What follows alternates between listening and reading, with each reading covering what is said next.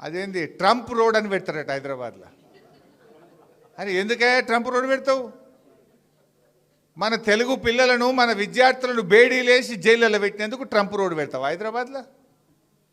ట్యాక్సీలు పెంచి టారిఫ్లు పెంచి మన దేశాన్ని ఇబ్బంది పెట్టి మన దేశంలో ఇవాళ వ్యాపార సంస్థలు మూతబడి పిల్లల ఉద్యోగాలు ఊడగొట్టినందుకు ట్రంప్ పేరు పెడతావా?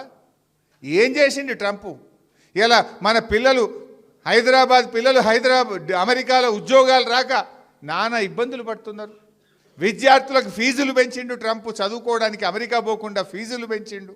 ఫీజులు పెంచి బేడీలేసి మీ టారిఫ్లు పెంచి భారతదేశాన్ని ఇబ్బంది పెడుతుంటే ఈయనట ట్రంప్ రోడ్డు పెడతారట. ఇది భారతీయులను అవమానించడం, ప్రజలను అవమానించడం. ఎవడన్నా ట్రంప్ పేరు పెడతాడు?